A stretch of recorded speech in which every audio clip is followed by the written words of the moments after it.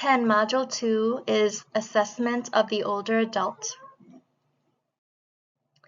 Here are the 8 sub-competencies we'll review for this module. So we'll identify biological factors of aging, we'll discuss normal physical changes, differentiate normal age-related changes from those that are pathological in the older adult. Also, we'll describe age-related changes in each body system. We'll explain psychosocial components of aging, as well as explain cognitive changes.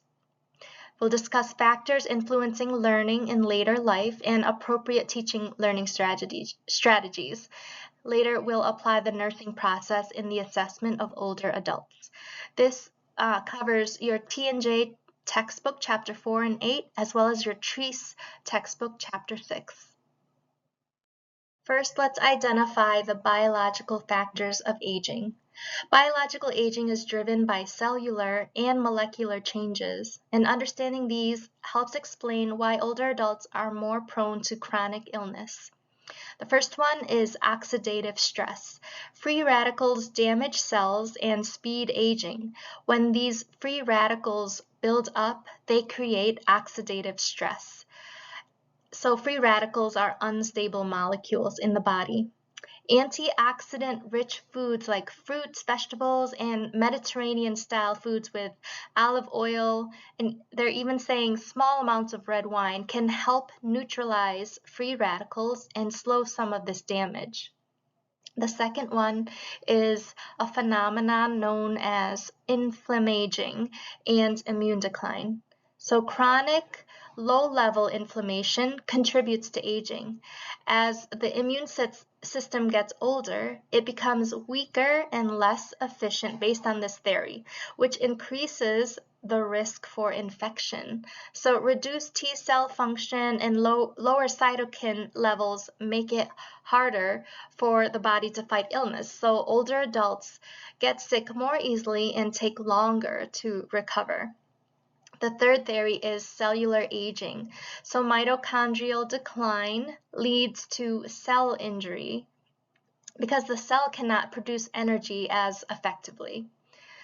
Telomere shortening also limits how many times a cell can reproduce. Once telomeres become too short, cells enter a state called senescence, which means they stop dividing and contribute to the overall aging process. So these are the main 3 theories of the biological factors of aging. Now we'll cover the normal physical changes and age-related system changes.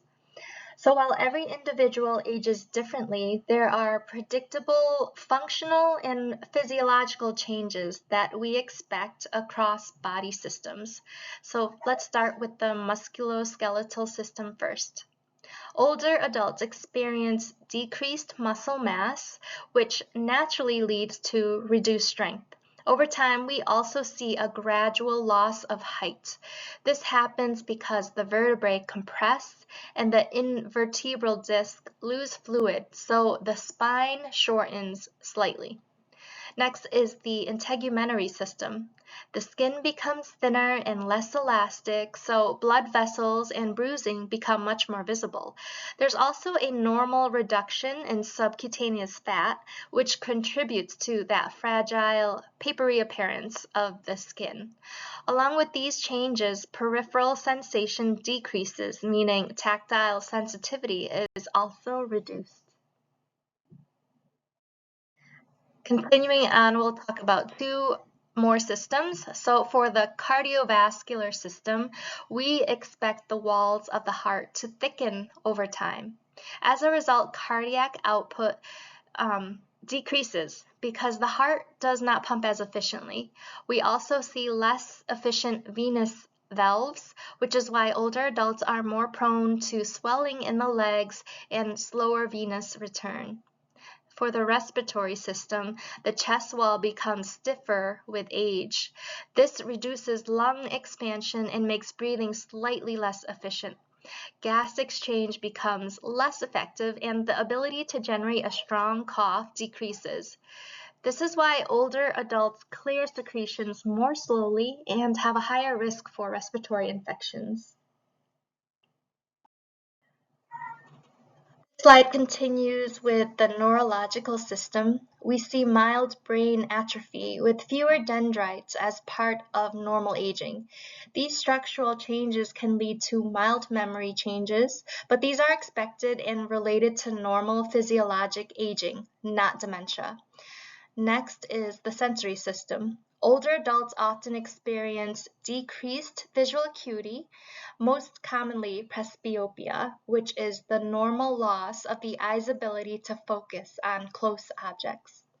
Hearing changes are also common, especially presbycusis, which is age-related hearing loss affecting high-frequency sounds. Along with these changes, peripheral sensitivity decreases, meaning there is less tactile awareness in the hands and feet. All of these are predictable sensory and neurologic changes we look for during assessment in older adults. So knowing that hearing loss affects high frequency sounds, we teach or we have taught in previous lectures that you have to speak in a lower tone in slower and speak in slower tones when emphasizing words to the patient. Now we'll talk about how to tell normal cognitive aging apart from signs that something more serious may be going on. So we're differentiating normal changes from pathological changes. On the left are changes we expect with typical aging. So it's normal for processing speed to slow down a bit, for the brain to take longer to handle new information, and for mild information processing impairments to appear as the brain undergoes natural atrophy. So on the right are changes that suggest potential pathology, such as dementia. So these include a noticeable decline in memory for recent events, difficulty holding a conversation, or getting lost in places that should be familiar. We also monitor for a loss of judgment or language skills and new behavioral or mood changes. When an older adult mentions occasionally needing more time to think or answer, that can simply reflect aging, but when changes are severe, sudden, or progressive, they should be taken seriously and evaluated promptly. Let's review the cognitive and psychosocial components of aging. On the cognitive side, older adults typically experience slower reaction times and slower information processing. So they may need more time to learn new material, but their overall cognitive ability usually stays stable. These slower responses are linked to having fewer dendrites and a decrease in neurotransmitter activity. So allowing extra time to answer questions is both expected and appropriate. On the psychosocial side, older adults are often navigating major life transitions. Retirement, shifting roles, and changing relationships all require adjustment. Daily routines and meaningful activities become really important for maintaining structure and purpose. And both social interaction and physical activity play a huge role in promoting healthy adjustment and overall functioning. So these cognitive and psychosocial factors help shape how we communicate with the older adult in both care and teaching. So when we teach older adults, there are a few key factors that shape how well they learn new information.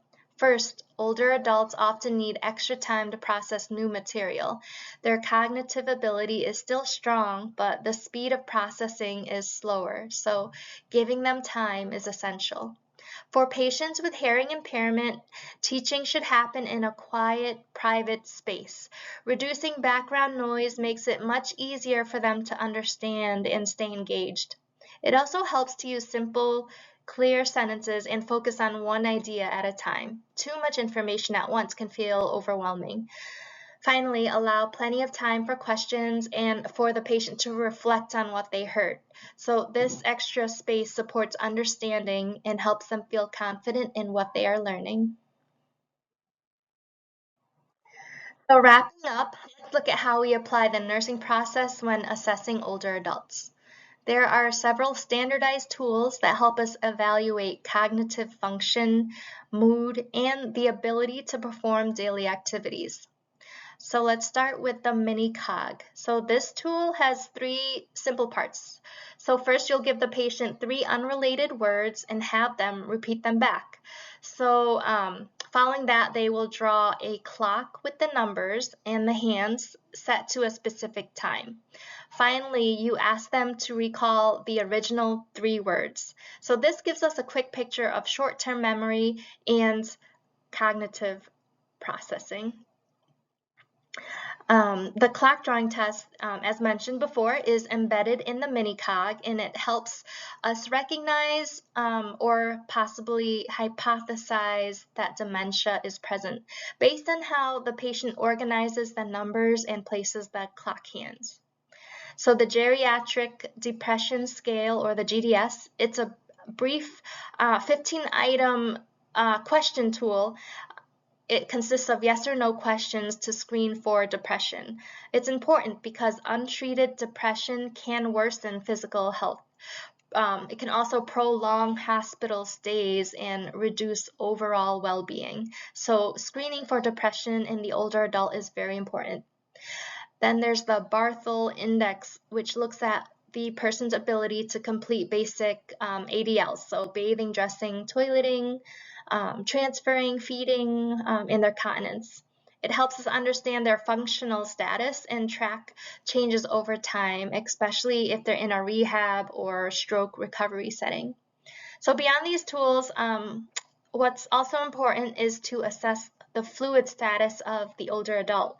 They are at higher risk for dehydration because they have lower total body water, and also, importantly, they may have challenges accessing fluids on their own.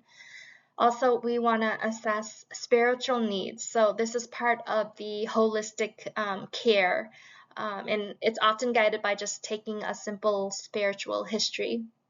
So all of these assessments support the nursing process by helping us gather accurate, developmentally appropriate data and create individualized plans of care for older adults.